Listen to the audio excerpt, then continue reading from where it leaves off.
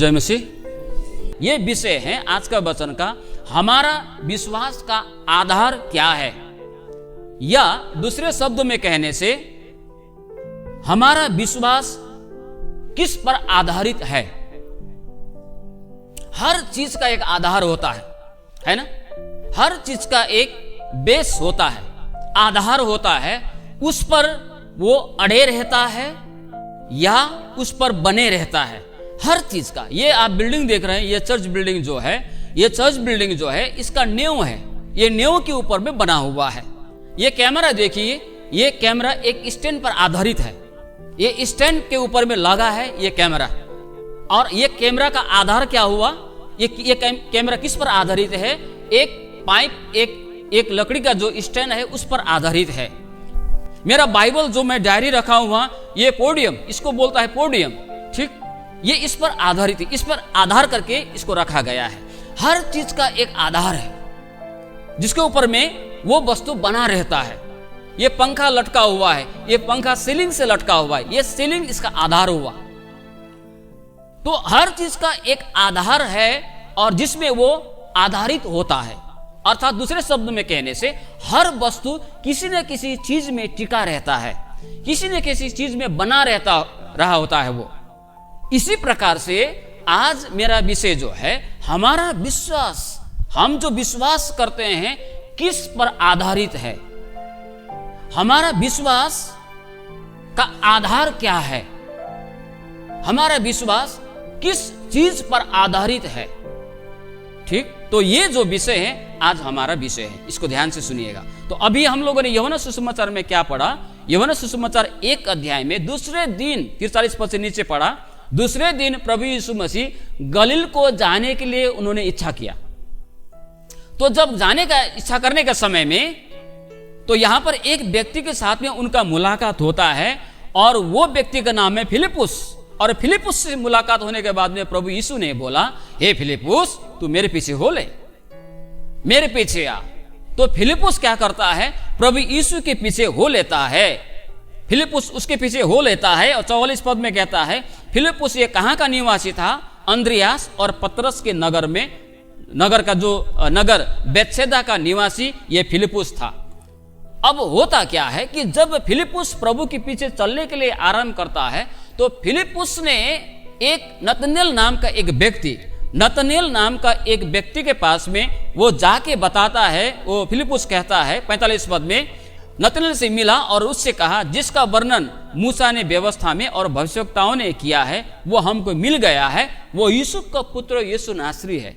ये बात को जब फिलिपुस नतनेल को बताता है, तो नतनेल का जवाब क्या था, उसका प्रत्युत्तर क्या था, उसका जो कहना क्या था, वो नीचे कहता है, नतनेल ने उससे कहा, क्या कोई अच्छी वस्तु भी नासरत से निकल सकती है? यह एक प्रश्न चिन्ह है। इसका मतलब क्या है?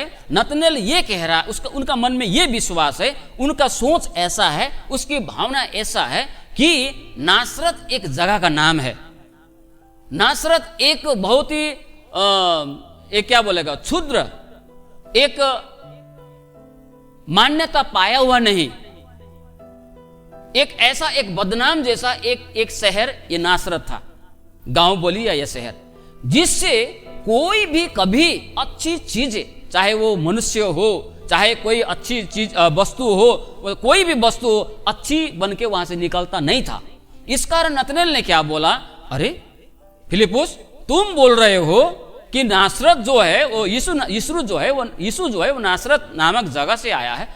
मुझे तो एकदम अद्भुत लग रहा है, क्योंकि क्या कभी नासरत से अच्छी वस्तु, अच्छी चीजें कभी निकला है? निकलेगा? तो फिलिपुस ने बोला, चलो चलकर देख लो, तुम खुद देख लो। तो जब फिलिपुस के साथ में जब नतनेल आ रहा था, तो यीशु ने जब नतनेल को देखा, तो प्रभु यीशु ने क्या बोला, ये सच्चा इजरायली है जिसके मन में कोई कपट नहीं है। तो यहां पर जब वो बातें कहने के बाद में, जब प्रभु इस बात को बताता है, देखो ये सच में इजरायली है, इसमें कपट नहीं है, नतनेल ने उससे कहा, 48 पद, नतनेल ने उससे कहा, तू मुझे कैसे जानता है? जब ये बातें बताता है, तब वो कहता है कि तू सचमुच इजरायली है, तेरे मन में कोई तो बिल्कुल निष्कपट है, तेरे मन में कोई कपट नहीं। तो नतनेल क्या होता है? एक प्रकार से उसको क्या झटका लगता है जैसा, है ना, अरे आप मुझे कैसे जानते हैं। तो यहां पर नीचे बोलता है, नीचे 48 पद में कहने के बाद में इससे यीशु ने उसको उत्तर दिया, इससे पहले कि फिलिप्पुस ने तुझे बुलाया, जब तू अंजीर के पेड़ के तले था तब मैंने तुझे देख लिया था। तो प्रभु ने क्या बोला, मैंने तुझे तभी जान लिया था तेरे पास में फिलिप्पुस जाने से पहले, फिलिप्पुस तेरे पास में पहुंच के बुलाने से पहले मैंने तुझे, जब तू अंजीर के पेड़ के तले जब तू बैठा हुआ था तभी मैंने तुझको देख लिया था। जब ये बात को सुनता है तो नतनेल तब क्या बोलता है, नतनेल बोलता है, हे रब्बी तू परमेश्वर का पुत्र है, तू इजराइल का महाराजा है। यीशु ने उसको उत्तर दिया, मैंने जो तुझसे कहा कि मैंने तुझे अंजीर के पेड़ के तले देखा, क्या तू इसलिए विश्वास करता है कि तू इससे भी बड़े बड़े काम देखेगा। जब प्रभु ने बोला फिलिप्पुस तेरे पास में जाने से पहले, फिलिप्पुस तेरे पास में पहुंच कर तुझे बुलाने से पहले, जब तू अंजीर के पेड़ के नीचे था ना, तभी मैंने तुझे देख लिया था। कभी कभी हम किसी व्यक्ति से मुलाकात करने जाने से, है ना, वो व्यक्ति, अरे मैं तो आपको पहले ही जानता हूं, बोलने से हमको एक झटका लगता है ना। इस प्रकार से ये नतनेल को भी इस प्रकार झटका लगा कि जब वो गए थे तो प्रभु ने बोला, मैंने तुझे फिलिप्पुस से बुलाने से पहले ही, जब तो अंजीर के पेड़ के नीचे था तभी मैंने तुझको देख लिया था। तो इनको झटका लगा, अरे प्रभु तो पहले ही जानता है सब कुछ, वो तो जानने वाला प्रभु है। तो नतनेल क्या बोलता है, तब बोलता है यहां पर, हे रब्बी आप तो परमेश्वर का पुत्र है। तो यहां पर उसके बाद में नीचे जो बोलता है, यीशु ने जो 50 पद में उसको बोला, यही आज का मुख्य पद है। यीशु ने उसको उत्तर दिया, मैंने जो तुझसे कहा कि मैंने तुझे अंजीर के पेड़ के तले देखा, क्या तू इसलिए भी विश्वास करता है। यही आज का मुख्य पद है। तो प्रभु ने क्या बोला यहां पर, अरे नतनेल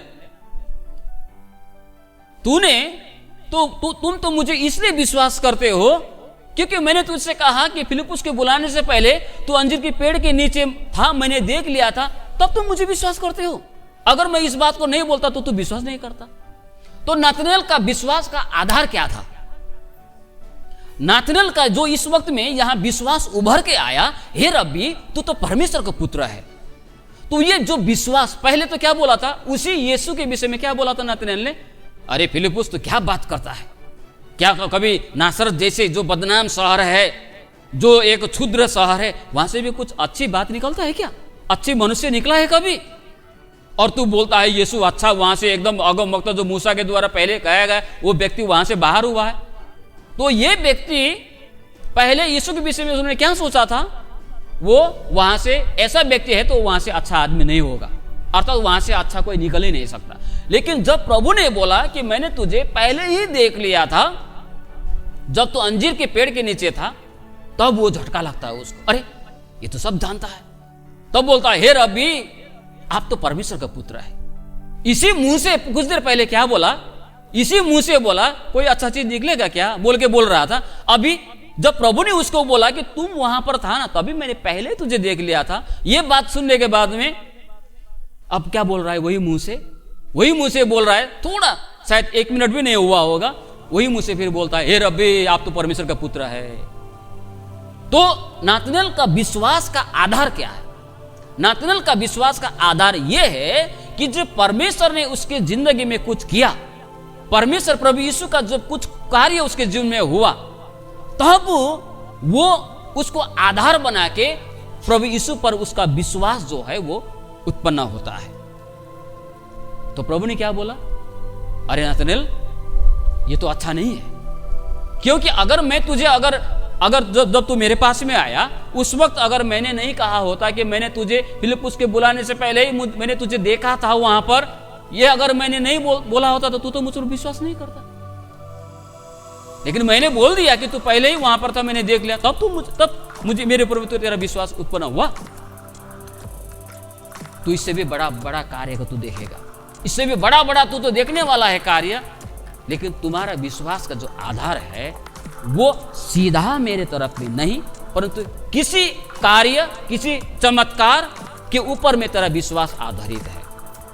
तो आज इस खंड से हम आपको और मुझे, हम सभी जितने यहां पर हैं, हमें एक क्षण प्रश्न करने की जरूरत है कि आज मैंने जो प्रभु यीशु के ऊपर में जो विश्वास किया है वो किस पर आधारित है? सीधा क्या परमेश्वर के ऊपर में वो आधारित है, सीधा प्रभु यीशु के ऊपर में आधारित है, या किसी वस्तु में आधारित है, उसके बाद में यीशु के पास में हमारा विश्वास पहुंचा है? बहुत लोगों का विश्वास भौतिक वस्तुओं पे होता है, बहुत लोगों का विश्वास जो उसके बाद पैसों के ऊपर में होता है, बहुत लोगों का विश्वास अगुए के ऊपर में होता है, बहुत लोगों का विश्वास आने वाली एक आशा जो भौतिक आशाएं हैं उसके ऊपर में आधारित होता है। अगर वो हट जाए तो, अगर ये स्टैंड यहां से हटा दिया जाए, कैमरा रहेगा यहां, तो हमारा विश्वास अगर किसी भौतिक वस्तु पर आधारित है, उसको देखने के बाद, उसको देखकर कई सारे लोग बोलता है कि चमत्कार हो। जब हम लोग प्रचार करने के लिए जाते हैं तो कई लोग बोलते हैं, कई लोग जब हम प्रचार करने जाते हैं वो लोग बोलते हैं आप प्रार्थना कर दीजिए, यदि चंगा होगा तो हम लोग चर्च में आएंगे। अब उसका जो विश्वास करने का जो आधार है वो क्या है? वो चंगाई है, वो चंगाई मिलेगा तभी चर्च में आएगा। लेकिन उन्होंने सीधा यीशु को विश्वास नहीं किया, तो उसका विश्वास का आधार क्या हुआ? अगर उसको चंगाई मिलेगा तो विश्वास में आएगा, अगर उसको कुछ मिलेगा तो वो यीशु को विश्वास करेगा, अगर उसको कुछ प्राप्त होगा तो वो चर्च में आएगा। तो आज हम यहां पर जितने लोग हैं, एक बार हमें सोच रहा है कि हमारा विश्वास किस पर आधारित है? क्या किसी चमत्कार पर आधारित है, किसी पाने वाली वस्तु पर आधारित है, किसी धन पर आधारित है, किसी आशा पर, भौतिक वस्तु पर आधारित है, जिसे अगर नहीं मिला तो हमारा विश्वास भी खो जाता है। अगर वो नहीं मिला तो हमारा आधार ही हट गया। अगर कैमरा का ये स्टैंड हटा दिया जाए तो उसका आधार ही वो हट जाएगा, फिर कैमरा हवा में खड़ा रहेगा क्या? नहीं। तो हमारा आधार, हमारा विश्वास किसी दूसरे वस्तु पर आधारित, यीशु मसीह में सीधा आधारित न होकर अगर दूसरे भौतिक वस्तु, दूसरे चीजों पर आधारित है तो एक समय क्या होगा? वो तो हट जाएगा। धन हमेशा नहीं रहेगा, अगुआ हमेशा नहीं रहेगा, परंपराएं हमेशा नहीं रहेगी, चमत्कार के कार्य हमेशा होता नहीं है। तो अगर वो न हो तो उसके ऊपर में अगर हमारा विश्वास आधारित हो तो वो विश्वास गिर जाता है, वो विश्वासी गिर जाता है, वो विश्वासी ठोकर खा जाता है। यूहन्ना सुसमाचार 20 अध्याय का 29 वचन, यहां पर थोमा को प्रभु ने क्या बोला? हे थोमा, तूने तो मुझे देखकर विश्वास किया है, परंतु धन्य है वे जो मुझे बिना देखे विश्वास करता है। ठीक, थोमा का विश्वास क्या में था? जब उन्होंने यीशु को साक्षात देखा, उसके हाथ में उसके पंजों में अपना हाथ को गड़ाया, जब उसको टटोला, जब उसको चेक किया, तब थोमा का विश्वास उत्पन्न हुआ। तो थोमा का विश्वास सीधा क्या यीशु पर विश्वास आधारित था? नहीं। पहले भाया है ना, जैसे भाया बोलता है ना, कभी कभी क्या होगा, सीधा रास्ता नहीं, कभी कभी बस गाड़ी जो है सीधा नहीं जाती, आगे आगे बिरपड़ा बोलने से अंदर आती, फिर उधर से तो कभी उधर भी सीधा हाईवे नहीं जाती, नुकसान में, फिर इधर, तो ये भाया होता है। तो हमारा जो विश्वास है सीधा परमेश्वर और हमारे बीच में होना चाहिए। हमारा विश्वास का जो है विश्वास आधारी प्रभु होनी चाहिए। लेकिन हमारा विश्वास क्या है? घूम के पहले इसमें, पहले इसमें, पहले इसमें, इसके बाद यीशु के पास पहुंचता है। तो उस प्रकार का विश्वास क्या है? उस प्रकार का विश्वास जो अगर हम करते हैं तो हमारा विश्वास गिरने की संभावना, वो विश्वासी गिरने की संभावना बहुत ज्यादा होता है। लेकिन जिसने प्रभु को अपना आधार माना हो, भजन संहिता 71 को 5 पढ़ेंगे। भजन संहिता 71:5, भजनकार यहां पर इस बात को बताता है, उसके बाद दूसरी पद को मैं पढ़ूंगा। भजन संहिता 71:5 में इतना सुंदर वो कहता है, वो आज हमको भी कहने चाहिए। किसी को मिला पढ़ दीजिए 71:5।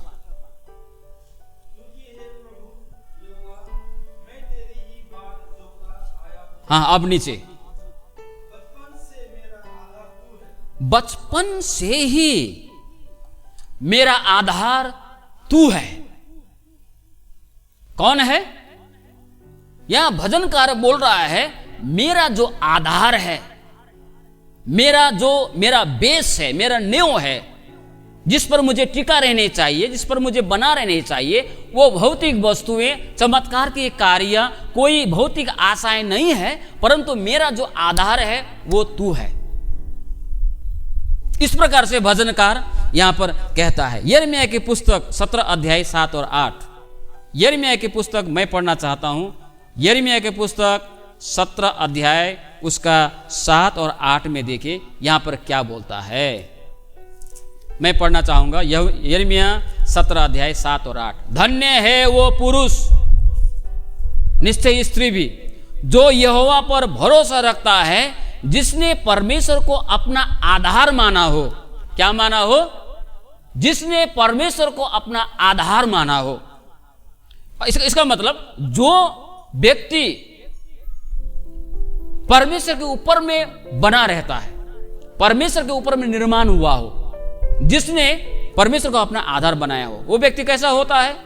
देखिए, जब हम परमेश्वर का आधार बनाते हैं, वो उस वृक्ष के समान होगा जो नदी के किनारे लगा हो और उसकी जड़ जल के पास फैली हो। जब धूप होगी तब उसको न लगेगी, उसके पत्ते हरे रहेंगे, सूखे वर्षों में भी उनके विषय में कुछ चिंता न होगी, क्योंकि तब भी वो फलता रहेगा। हालेलुया।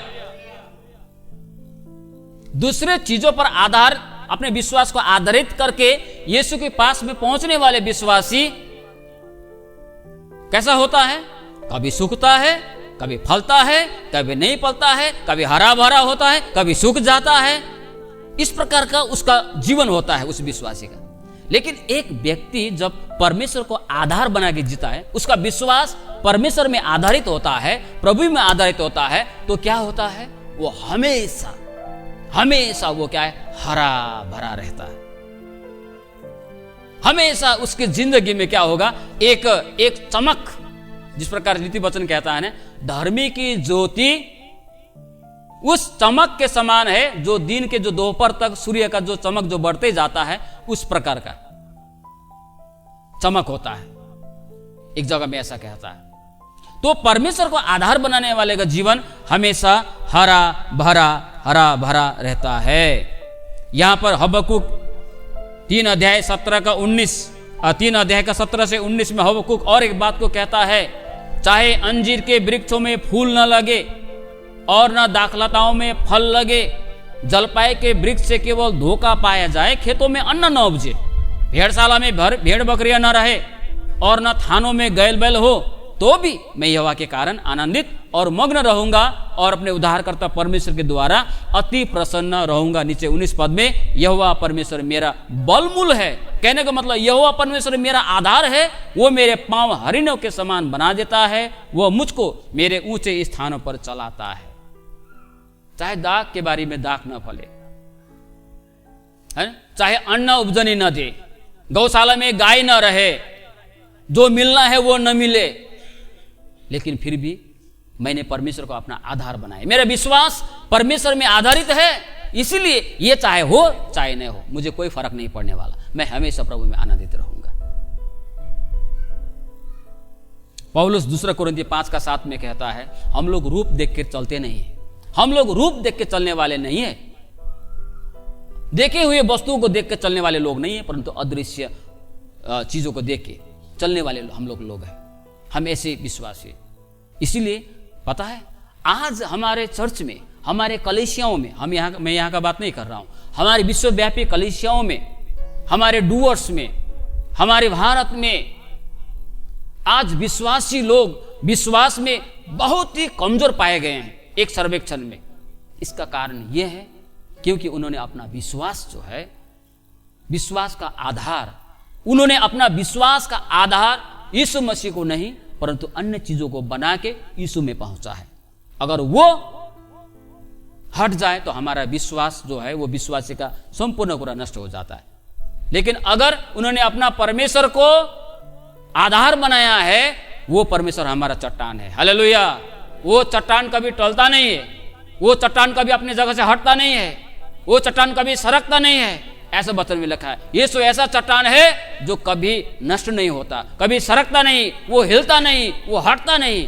अगर हमारा विश्वास दूसरी चीजों पर आधारित है तो वो नष्ट हो जाता है, वो हट जाता है, वो गिर जाता है, वो नाश हो जाता है और उसका विश्वास भी खत्म हो जाता है। लेकिन हमारा विश्वास का आधार अगर यीशु रूपी चट्टान है तो वो कभी हटने का नहीं, वो टलने का नहीं, वो एक जगह ऐसा चट्टान है, स्थिर रहता है। उसी चट्टान पर हम हमारा विश्वास को आधार बनाएंगे, विश्वास आधार बना के उसमें हम डिगे रहेंगे तो हम सदा प्रभु में बने रहेंगे। हालेलुया, ये प्रभु का वचन है। हमारा विश्वास का आधार, हमारा विश्वास संसारिक चीजों में, चमत्कारिक कार्यों में, संसारिक भौतिक वस्तुओं में आधारित नहीं होनी चाहिए, परंतु हमारा विश्वास सीधा प्रभु में बना होनी चाहिए। प्रभु की चट्टान में हमारा आधार होने चाहिए, हमारा विश्वास का आधार, ताकि भविष्य में वो सारी चीजें अगर हमारे जीवन से हट भी जाए, ना भी मिले, ना भी प्राप्त हो, तो भी हमारा विश्वास जो है वो बना रहेंगे, हम विश्वासी बने रहेंगे। सो परमेश्वर आज की वचन में आशीष दे।